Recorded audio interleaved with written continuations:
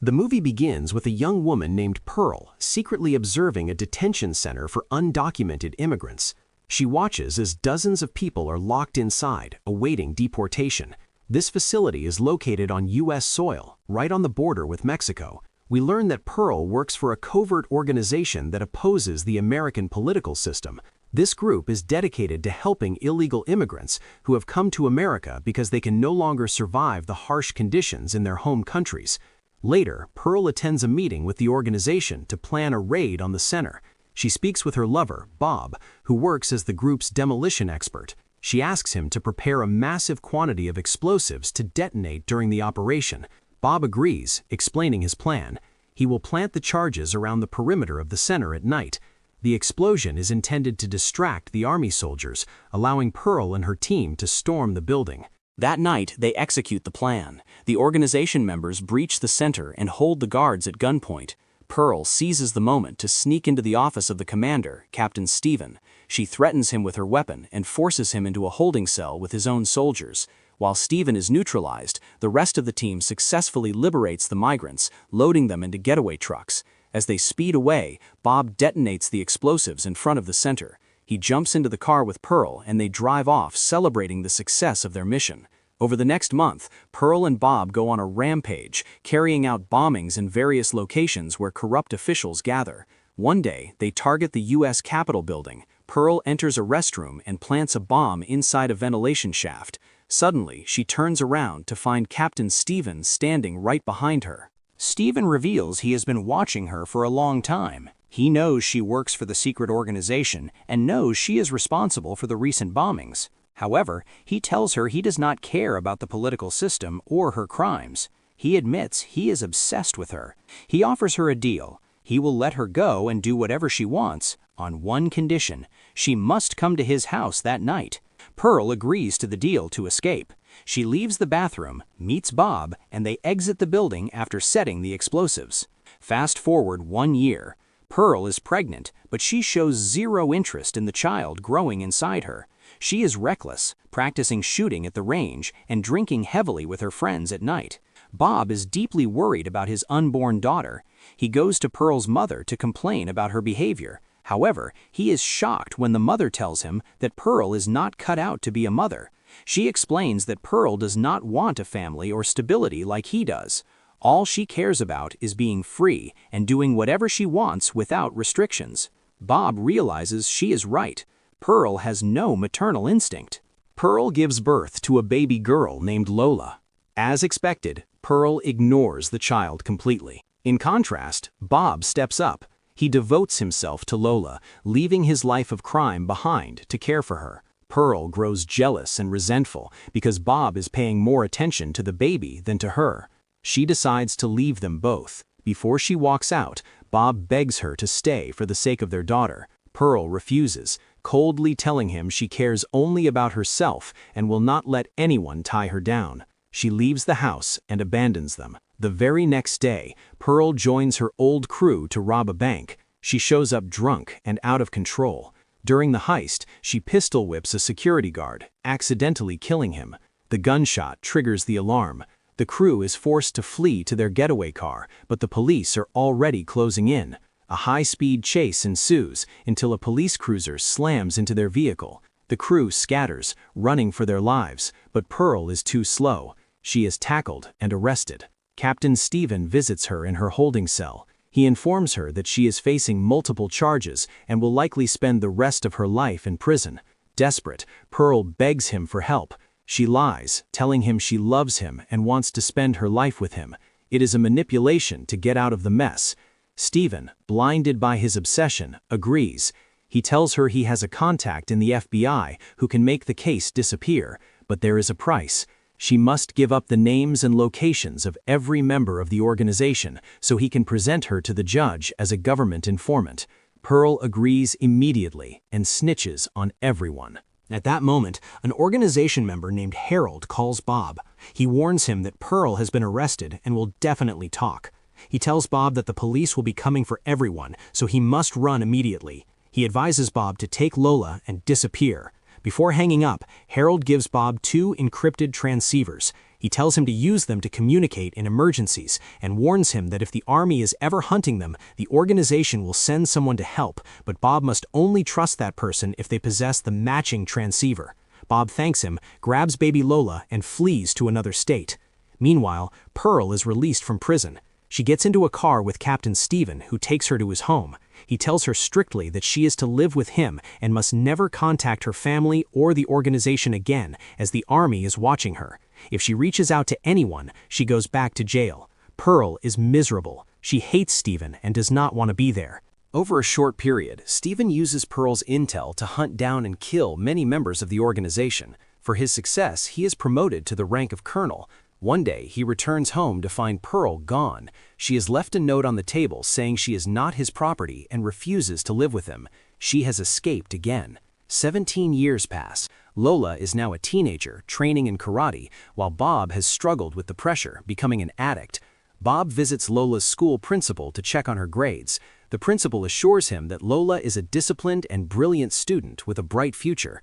At the same time, the army finally tracks down Harold, who gave Bob the radios 16 years ago. They take him to a military black site where a captain interrogates him about Bob and Lola's location. Harold refuses to talk. The captain then threatens to kill Harold's little sister if he does not confess. Broken, Harold gives up the coordinates. The captain reports this to Colonel Stephen. Stephen orders a hit squad to go to Bob's location, kill him, and bring Lola alive. He wants Lola because he believes she might be his daughter from his relationship with Pearl. Back at home, Lola argues with Bob. She blames him for his heavy drinking and drug use, begging him to stop because she is scared for him. Bob promises he will try to get clean. He sees Lola's friends arriving in a car to take her to a school party. Protective as ever, Bob pulls her boyfriend aside and threatens to kill him and his family if he hurts or upsets Lola. Lola goes to the party. While she is in the bathroom, the old transceiver in her bag starts beeping. A woman named Judy walks in holding a matching device. She identifies herself as a member of the organization and reminds Lola of the rule: trust only the person with the device. She tells Lola the army is hunting her and Bob, and she must come with her immediately. Lola realizes the danger and leaves with Judy. At the same house, Bob is doing drugs when he receives a call from the organization. They warn him the army is coming, but reassure him that Lola is safe with their agent, Judy. Bob snaps into action. He escapes through a hidden tunnel under his bed just seconds before soldiers kick down the door. Colonel Stephen enters the house, finds a photo of Lola, and stares at it, hoping to find his daughter. Bob calls the organization to ask for the location of the new safe house where Lola is being taken. The operator asks for his password. Bob, having been out of the game for 16 years, admits he has forgotten it. The operator hangs up on him. Frustrated, Bob goes to Sergey, Lola's karate coach, and explains everything. He asks Sergey to help him hide until he can find Lola. Sergey agrees and drives him away. In the car, Sergey asks why Lola is not answering her phone. Bob is shocked. He had strictly forbidden Lola from having a phone so the army could not track her. Meanwhile, the army arrives at Lola's school and interrogates her friends. They reveal that Lola does have a secret phone she hid from her father. Bob and Sergey arrive at a friend's apartment. Bob calls the organization again. The operator asks for the password, and Bob forgets it again. The operator threatens to kill him. Desperate, Bob gets put through to Telly, an old friend within the group. Telly verifies him and reveals Lola's heading to a remote nunnery on the edge of the city, a hiding place for female operatives. Suddenly, the army attacks Bob's location. Sergey helps Bob escape through the back door. On the road, Judy discovers Lola has a phone. She screams at her, realizing the danger, and throws the phone out the window, but it is too late. Stephen's team has already triangulated the signal. Stephen heads toward the location. Meanwhile, Bob tries to flee on foot but is tasered by a police officer and arrested. Lola and Judy arrive at the nunnery. Judy introduces Lola to the Mother Superior. It is revealed that all the nuns are actually organization members. The Mother Superior tells Lola she does not trust her, threatening to kill her if she snitches like her mother did. Lola is stunned. She tells them her mother was a revolutionary hero who died for the cause. The nuns laugh and tell her the truth. Her mother is a traitor who sold them out. Lola realizes Bob lied to her for years to protect her from the painful truth. At the military base, an intelligence officer named Tim is briefed by the generals. They have discovered Colonel Stephen had an affair with a terrorist and likely fathered a child with her. If this scandal leaks, it will ruin the Army's reputation. They order Tim to find Stephen and Lola and kill them both to bury the secret.